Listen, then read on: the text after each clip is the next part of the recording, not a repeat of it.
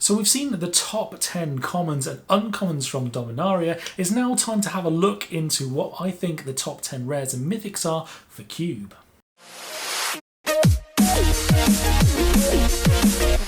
Hello and welcome to Life Begins at 20. My name is Mark and thank you so much for joining me.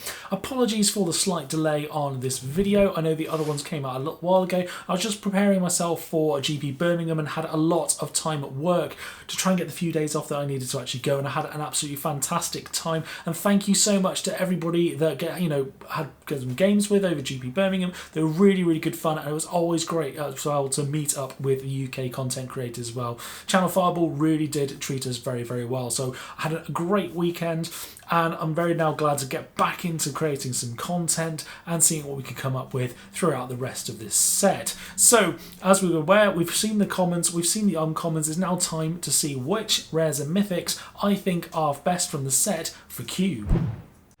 So starting off at the number 10 slot, we have one of the amazing looking saga cards in the form of Phyrexian Scriptures.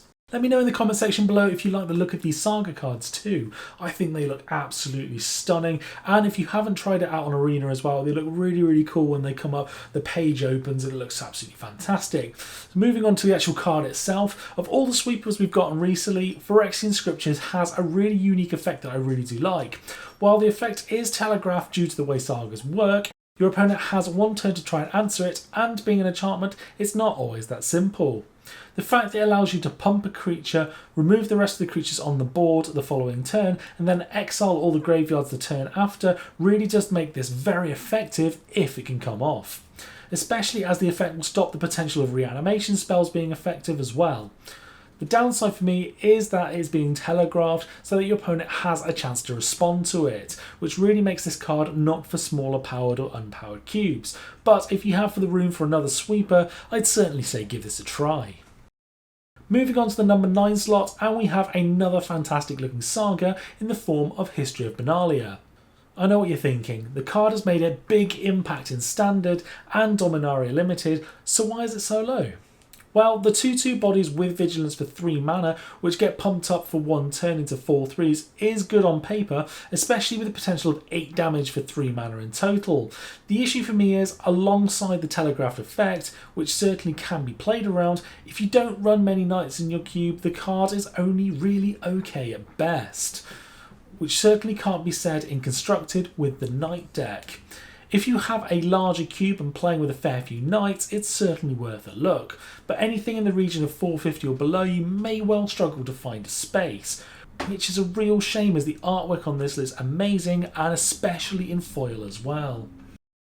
At the number 8 slot, we have a recurring dragon that can make a big impact on the board in the form of Daragaz Reincarnated. Here we have a big 7/7 flying, trample and haste creature that will do some work as soon as it hits the board, with an easier cast mana cost than Hellkite Overlord, which can never be underestimated. There will obviously be decks that won't be casting these cards, in which case Hellkite is arguably better, but there are certainly some great interactions with Daragaz, with the likes of Sneak Attack and Through the Breach, meaning that you're getting him out cheaper, and after 3 turns he'll be back for free. This kind of interaction is something I can certainly get on board with, even if the return of him is arguably slow. 3 turns can certainly be a long time in Cube. If you have an empty Jund slot in your cube and it's large enough, I'd certainly think about giving this dragon a go. Coming in at the number 7 slot, we have a solid Planeswalker in the Azorius Guild colours in the form of Teferi, Hero of Dominaria. 4 loyalty Planeswalker for 5 mana is okay, and certainly does have some useful abilities. His +1 allowing you to draw a card is always nice, although be warned that 2 lands have to be untapped if able at the beginning of your end step.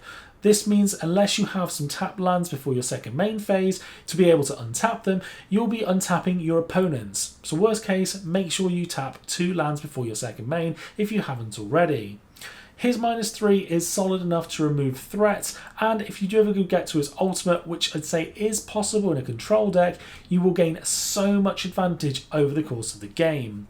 The one thing I would say to bear in mind with his +1 is you can end up using a flipped over Search for His Canter, and you'll be getting yourself potentially up to 4 cards a turn, which is absolutely fantastic.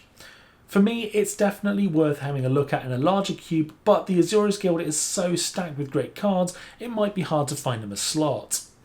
So moving on into the number 6 slot, we have an interesting angel card that can potentially turn off a ton of effects in cube in the form of Shalai, Voice of Plenty. Getting yourself a 3/4 flyer for 4 is pretty fair stat, but her other 2 abilities makes her a consideration. First of all, giving yourself hexproof and all creatures you control hexproof too is a really great ability and just means that your opponent will need to have 2 removal spells to get rid of any big threats you have. For me, the +1/+1 counter ability for 4 and 2 green is useful, although definitely slow. In those grindy matchups, this could make the difference. The downside for this card is it's trying to crack into a guild that is really heavily stacked with Celestia, unless you decide to class this as a white 4-drop, in which case it could also be tough to get into. Larger cubes which support a green-white token Anthem deck is somewhere that she can definitely shine, and certainly would be worth trying out. Getting ourselves into the top 5 now, and we start off with another Saga card which in the right cube would make an impact, and that is the Antiquities War. If you support an artifact deck, this will provide reliable card advantage alongside a potential finisher with lots of cheap artifacts in your deck. While the issue with Sagas will continue to be that the effect is telegraphed, giving your opponent time to find an answer, which could potentially just be some cheap blockers, certainly is a negative. The fact that this is easily splashable is a positive for the card, and if you're currently lacking in win conditions for your artifact deck, it's certainly worth a try. Larger cubes could certainly find a home if you support the deck. Moving on to the number 4 slot, we have Liliana's brother in the form of Josuves, Lich Knight. This for me is a pretty awesome card, although potentially more so on flavour than real world performance. A 4/5 menace creature for 4 is a pretty solid beta in black, which isn't exactly saturated in the current 4-drop slots. The fact that this causes double blocks, which more often than not could be bad ones for your opponents as well, is only a positive. The other aspect of the card, which is really cool if you can ever get to the 10 mana required to kick it, will create an extra 20 power and toughness with menace over 10 bodies to really close out the game. To be perfectly honest, that is absolutely incredible, but you'll probably find that it's just going to be a 4/5 menace body in most of the games you end up playing. If you're happy with that and have the room for your black 4-drop slots, I'd certainly give it a try, even just for the game-winning kicker if you get close enough with Artifact Ramp. Coming in at the number 3 slot is a large evasive threat that will always draw you a card at the very least, and the potential for more in the form of Demon Lord Belzenlock. Getting yourself a 6/6 flying trample body that potentially only draws you one card being for its floor is a pretty good value. The fact that it could draw you more while exiling lands off the top of your library provides a fair amount of gas to close out the game. Granted, this has killed me in a game where I cast him at 3 life. While he's not as good as Grave Titan, he's certainly a good shout if you ever need any more 6 casting cost black creatures in your cube. Smaller cubes may struggle to find a home for him, but at larger sizes I can definitely see this making the cut. Taking the second place slot in this list for me is a potentially better Baneslayer Angel, at least in some cubes, in the form of Lyra Doorbringer. First of all, the artwork is absolutely stunning, and especially in foil. Moving away from the art, you're getting the same stats as Baneslayer in the form of a 5/5 flyer, first strike and lifelink angel for 5 mana, which is really solid. The difference for me, and it comes in the form of their other abilities, for me giving other angels a +1/+1 and lifelink would be a bigger benefit. The fact that it's being legendary also means she can be tutored up by Thalia's Lancers and protected by Caracas gives it the edge in my eyes. Granted, if your opponent has the Caracas, it will end up losing out. If you already run Baneslayer Angel, I'd certainly either be swapping this one in instead, or even running both. Larger cubes could certainly do that. And finally, at the number 1 slot, without any real surprise, is Carne, Scion of Urza. Although he certainly isn't my number 1 pick from the set as a whole. With Carne, you're getting yourself a fantastic colourless Planeswalker that can immediately replace itself. Although you only get to keep the worst of the 2 cards, it's still possible to access the other card with a -1 downtick, making the drawback of the first ability far much more palatable. In addition, the -2 of Carne can be deadly in the right deck, and churning out constructs that can be a sizable threat is definitely a quick way to win a game. All this combined with a high starting loyalty of 5 makes Carne a solid inclusion in most lists. It might not get into the smallest of cubes, but I'd say 450 plus you'll definitely be finding a home for him, and if your playgroup wants to give him a try, he could make it in even smaller cubes. So there we have my top 10 rares and mythics from Dominaria for cube, and as you could probably guess, that number 1 slot going to Carne, who this time is wearing trousers unlike the previous one.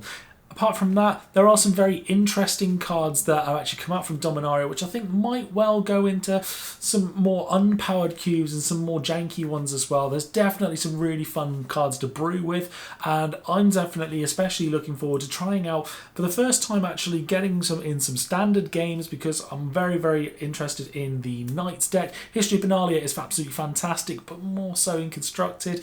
If you've got, again, like I've mentioned in the video earlier, if you've got plenty of Knights, it will end up working out really well for you, but it is a really nice card, but probably more so for constructed. And the other one I really do like, and I'm actually surprised how well Saplings have done, and that's Slimefoot. He's really cool. But I didn't manage to get hold of some really interesting cube tokens, but I'm going to be going over and having a look and try and find some for the Pauper Cube as well, so definitely expect some videos on that as well in the future. And again, if you have any suggestions of which cards I have missed out, or if you've got a different order for the ones in this video, do let me know in the comment section below as well. And which cards have you found in your cubes that are performing well if you've put some in already? I will definitely love to know that as well.